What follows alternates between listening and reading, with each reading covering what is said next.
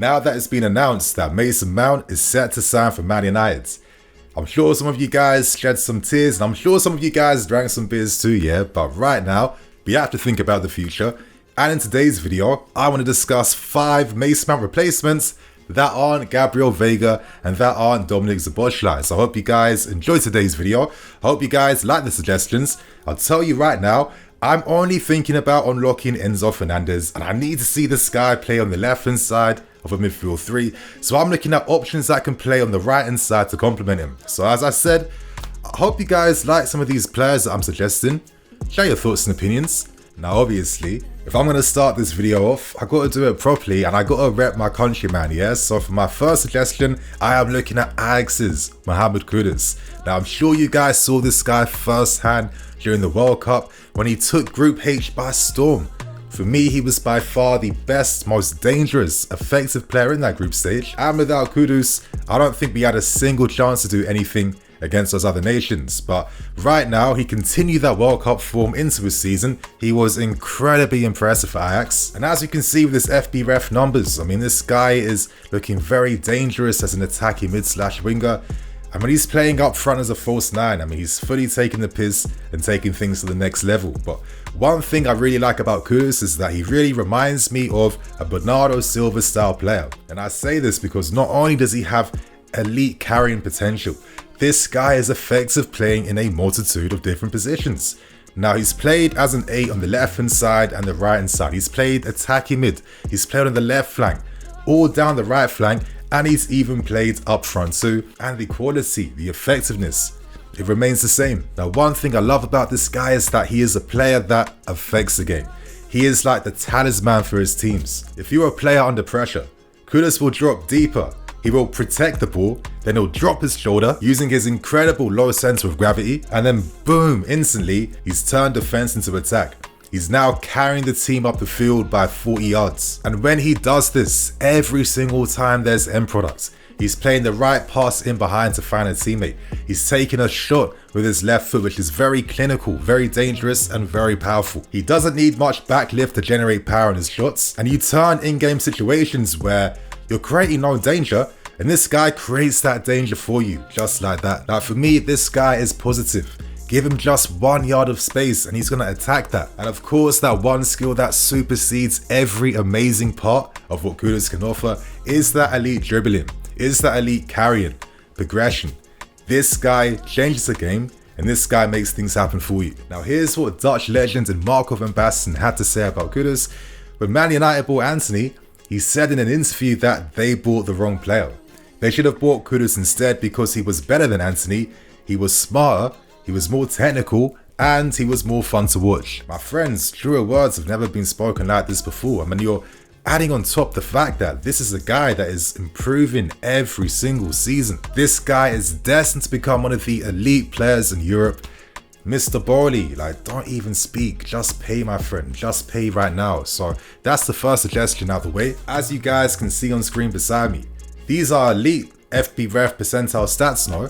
Try and take a wild guess behind who this player is. I'm sure you guys aren't going to get it, but for my next suggestion, I am talking about Eze of Crystal Palace, because wow, what an end to the season he had. He was Crystal Palace's talisman.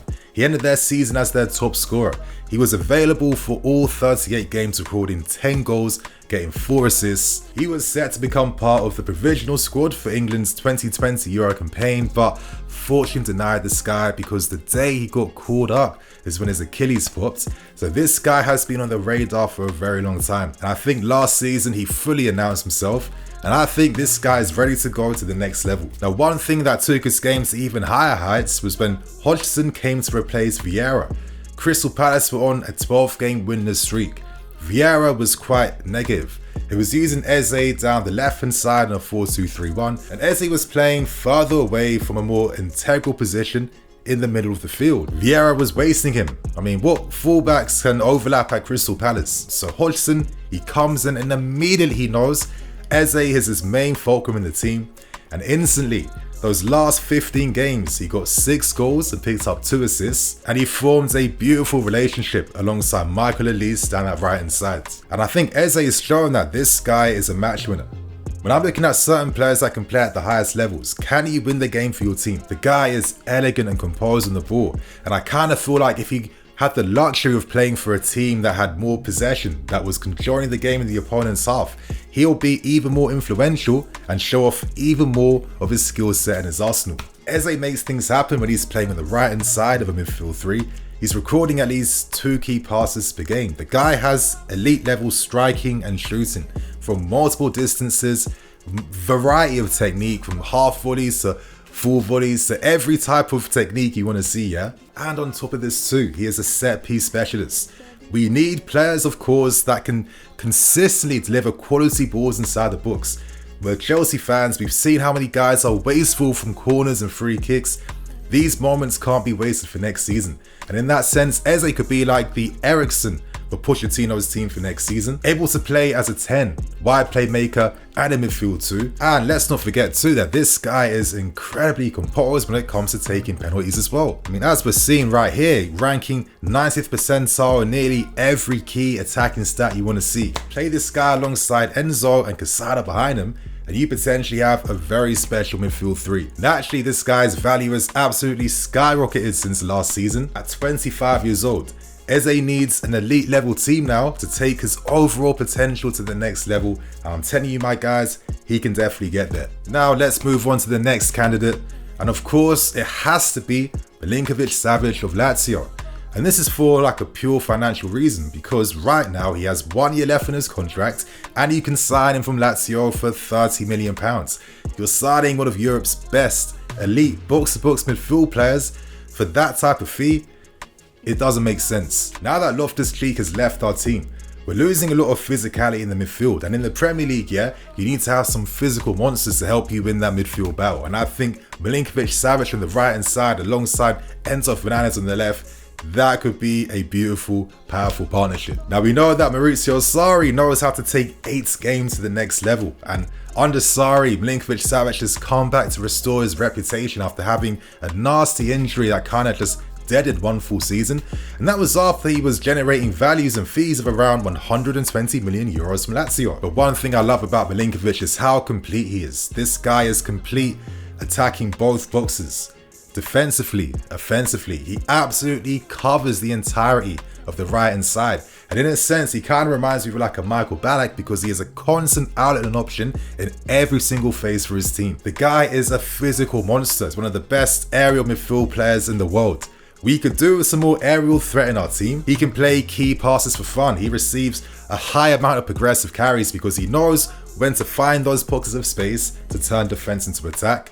The guy is very creative with his balls over the top, in behind, little back heel flicks, little combination plays with his teammates. And of course, regular line breaking passes as well too. Now at this football club, we have been blessed with some amazing Serbian players. We're looking at Ivanovic. We're looking at Nemanja Matic. We're looking at Kečman.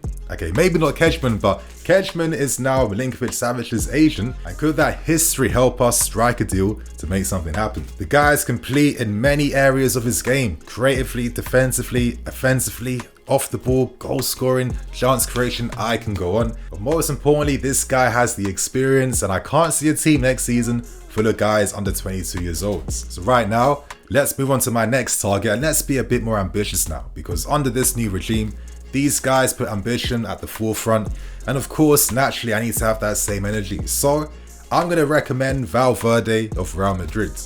Now, of course, I know this is going to be a bit of a mazza. This is going to be a very hard one to pull off, but is it technically impossible? Well, we have to see how this market continues, because have Real Madrid really finished doing business this window? Of course, Davies of Bayern Munich hasn't agreed to an extension right now. He's waiting to see whether Madrid make an offer. Obviously, Mbappe. Of course, we know that he wants to remain here, but how concrete is that desire? If Madrid want to improve their team, they're either selling Tchouameni or Valverde, but with Bellingham being signed, that's going to soften any blows from their departures, right? But for me, yeah, I kind of feel like Valverde is the mount of Real Madrid. Now, before you guys turn this video off, down like me, throw me insults, talk about my potato heads, hear me out, my friends. I see comparisons in terms of their homegrown talents who are fearless, you know, their team players. They're relentless. They're able to play in midfield. They can play across the flanks. They help improve their teams due to their willingness, of course, to do the dirty work as well. And Valverde has had to wait for his time and his moment. Last season, at 24 years old, he finally had his breakthrough season playing as an 8 most of the time. And in that season, he recorded 12 goals. And he got 4 assists. And you have to realize that the season before last, he didn't even score a goal in La Liga. And if you see his goal return and assist return over the past few years, there's been nothing, my friends. There's been absolutely nothing. And seeing how Valverde's finally been able to flourish, it does make me think about what Mount could have been if he was developed to play more midfield, but I don't want to talk about Mount. I want to talk about Valverde. And one thing I love about this guy is that he is a warrior. You're not going to lose that midfield battle. This guy is a crazy madman, but he's relentless. His ability to shadow opponents, win the second balls, close men down.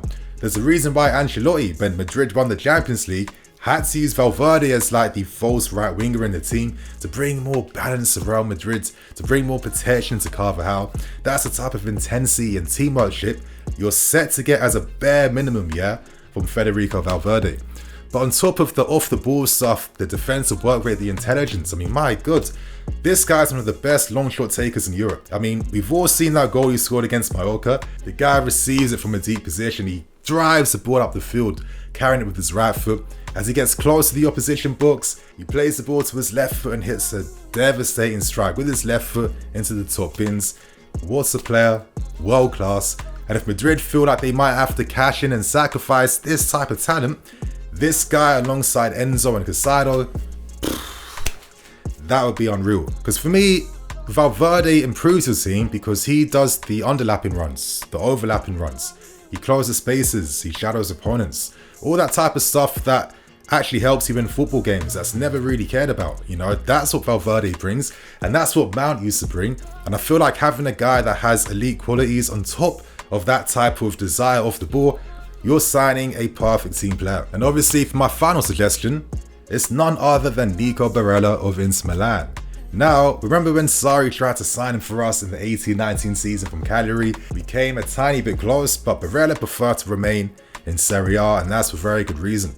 Last season, he won Serie A's best midfield player of the year.